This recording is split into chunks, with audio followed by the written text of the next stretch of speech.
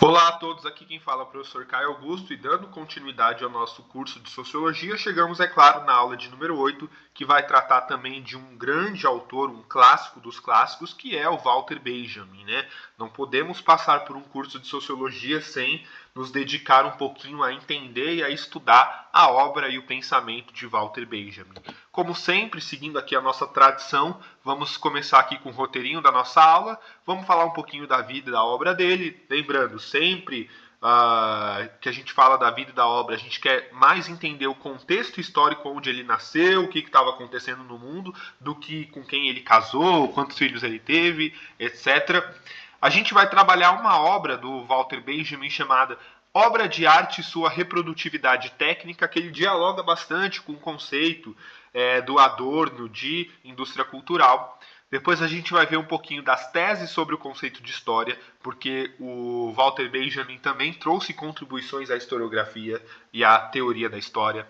Depois uma obra dele chamada Rua de Mão Única e, por fim, uma outra obra chamada Passagens. A gente vai ver quais são os conceitos que ele trabalha em cada uma dessas obras, tá? Começando então aqui com a vida e com a obra dele, né?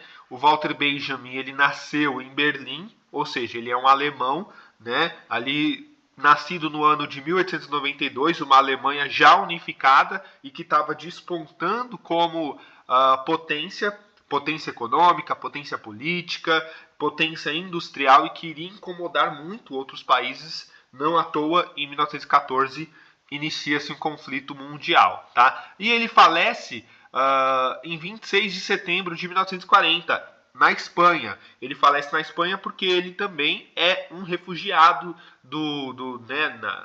um alemão refugiado fugindo do nazifascismo, né? Então ele falece ali ainda no período de guerra, né? Da Segunda Guerra Mundial. Bom, ele tem várias e várias contribuições, como eu falei, né, no início da aula. Então ele faz contribuições à teoria crítica, à estética, à história da arte, filosofia da história. O pensamento dele é marcado por uma combinação de abordagem marxista, ele que era um marxista também, faz parte da chamada Escola de Frankfurt, mas também ele tem uma particularidade meio mística, né? Sobretudo quando ele faz uma análise da cultura e da modernidade, né? Ele nasceu, né, de uma família judia, e isso, né, mostra que ele precisou fugir da Alemanha quando iniciou-se o nazifascismo. Bom, como eu falei para vocês, quando acontece o nazifascismo, ele foge da Alemanha, né? Em 1933, bem quando o Hitler sobe ao poder. Ele vai viver em Paris até 1940, quando em 1940 acontece a invasão da Alemanha à França. Né? E aí ele tem que fugir novamente, e aí ele vai escapar para a Espanha, que nesse período vivia um regime conturbado também, né, do Francisco Franco, tudo, não era um regime exatamente fascista, mas no sentido de ódio aos judeus, mas que também não era um regime muito democrático. Depois ele vai para os Estados Unidos, tá? E aí, em 1940, ele, temendo ser entregue à Gestapo, porque ele tenta fugir para os Estados Unidos, mas é capturado pela polícia espanhola, ele não consegue fugir para os Estados Unidos, aí ele comete suicídio, porque é melhor para ele, era melhor para ele falecer pelo suicídio do que ser entregue à Gestapo e provavelmente ser mandado para um campo de concentração, tá? O Walter Benjamin, ele deixa um legado fundamental e ele influenciou muito a famosa Escola de Frankfurt, né? Bom, sobre a sua vida acadêmica, né? Ele frequentou a Kaiser Friedrich School, né? Uma importantíssima escola secundária. Depois ele vai estudar na Universidade de Freiburgo, né? E na Universidade de Berlim e na Universidade de Munique. Então ele é um cara que tem uma formação muito robusta, né? Nas maiores universidades da Alemanha. Então é um cara extremamente inteligente, né? E que tinha uma carreira genial pela frente, né? Se não fosse aí as questões políticas do século XX.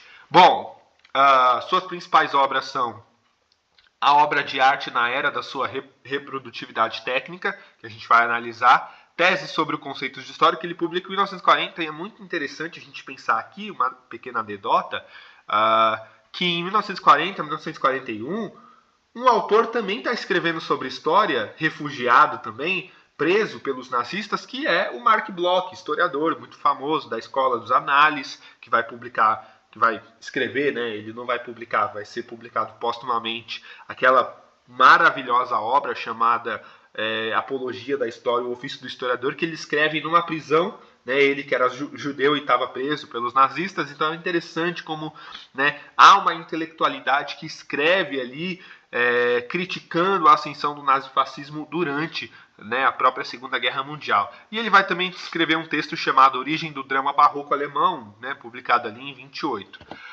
Bom, sobre essa sua principal obra, a obra de arte na era de sua reprodutividade técnica, né?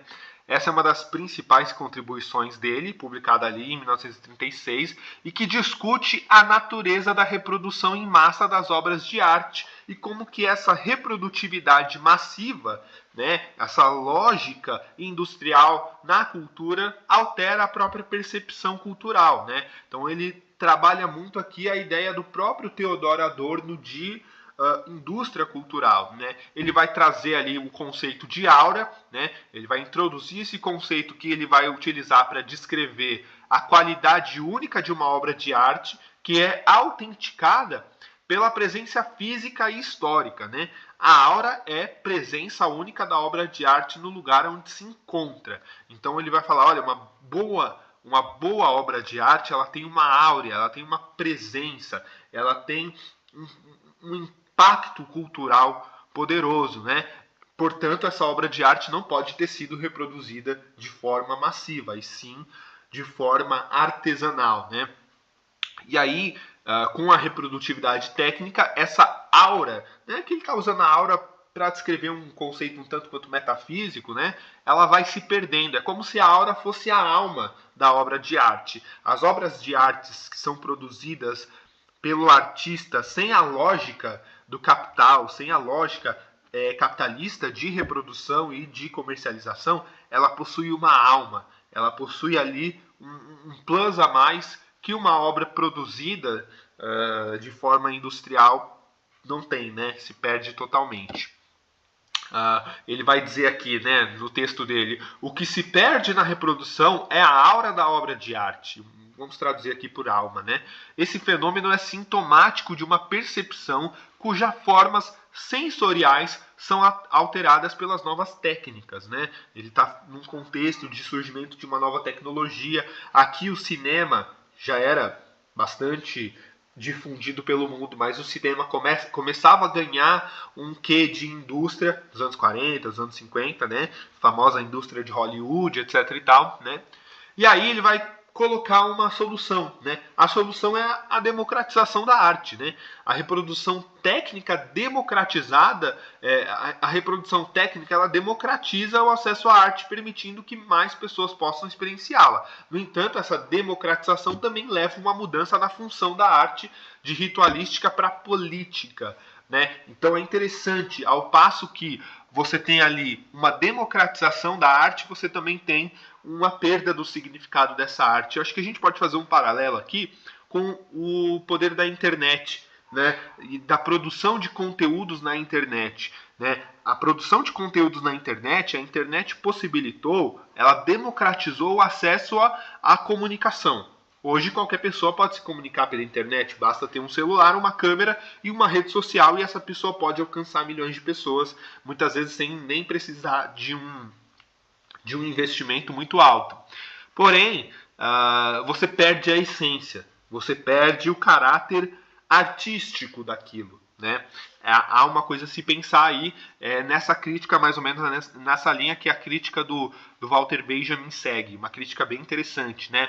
Ele vai dizer, olha, a obra de arte reproduzida se torna objeto de um modo de percepção cujas formas sensoriais estão condicionadas pela técnica de reprodução, né?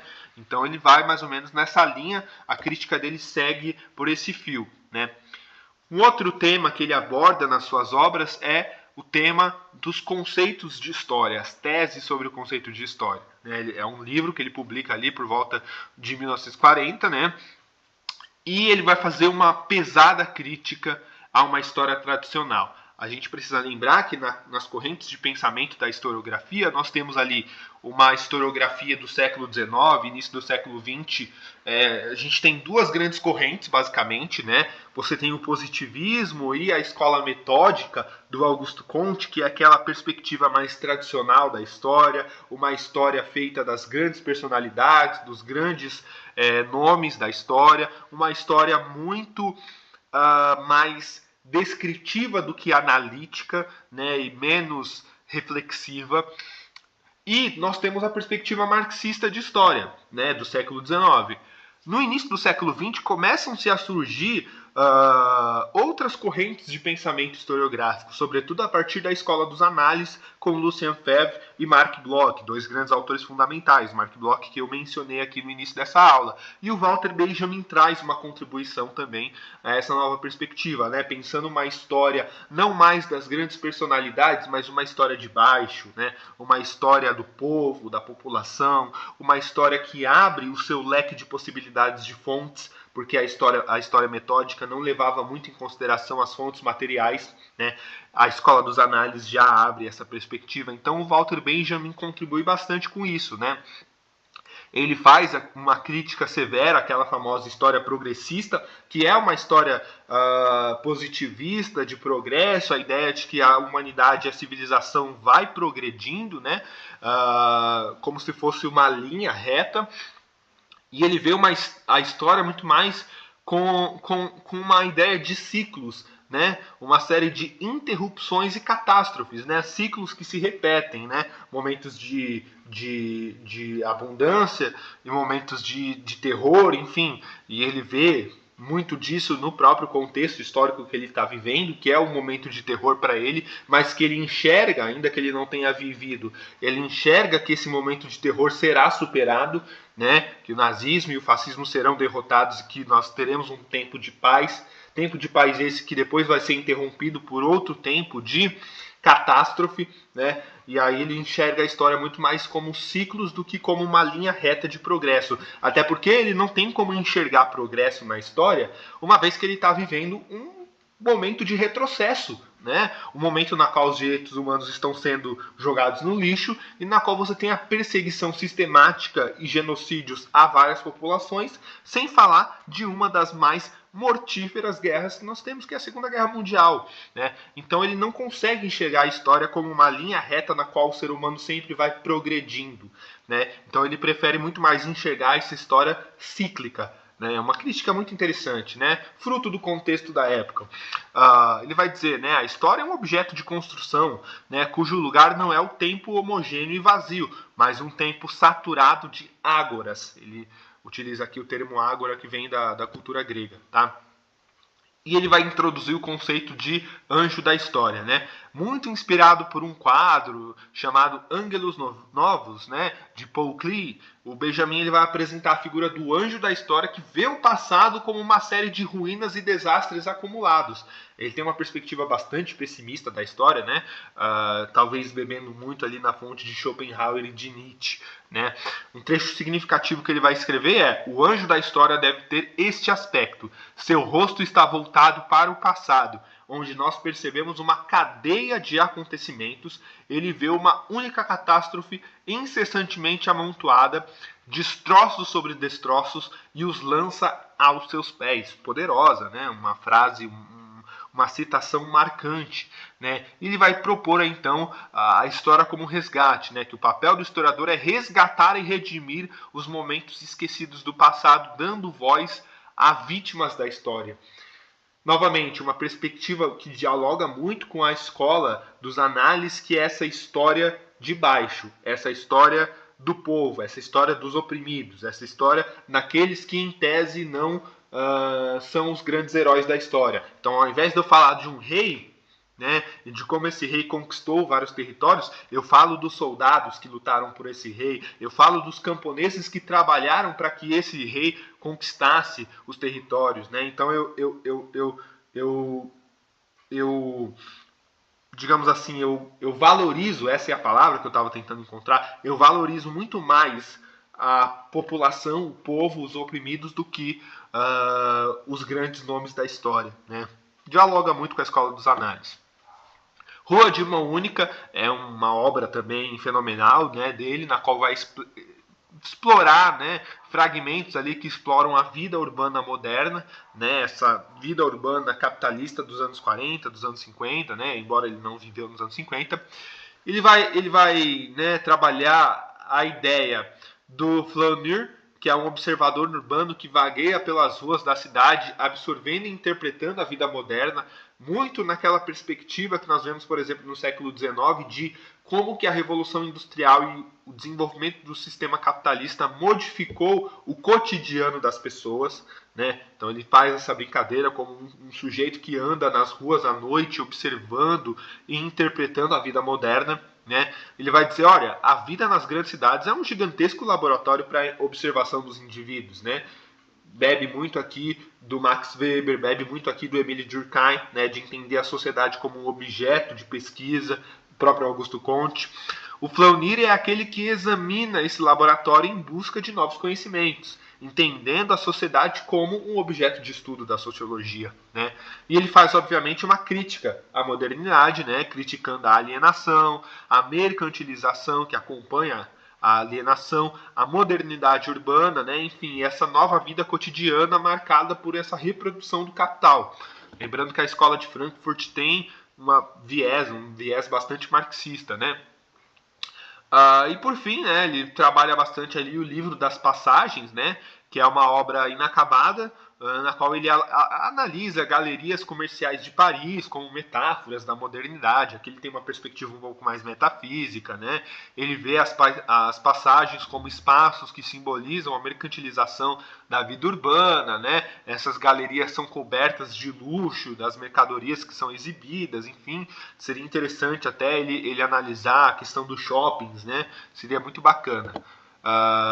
E claro, ele vai trabalhar um conceito que é a arqueologia da modernidade, né, que é uma perspectiva interdisciplinar para poder estudar a sociedade. Então ele vai numa perspectiva de que, olha, o sociólogo, para estudar uma sociedade na sociologia, ele não pode só se prender à filosofia ou à história. Ele tem que entender um pouco de biologia, ele tem que entender um pouco de literatura, ele tem que caminhar por diferentes disciplinas para conseguir fazer uma boa análise sociológica, né? E é isso. Espero que vocês tenham gostado dessa aula. Até a próxima. Abraços!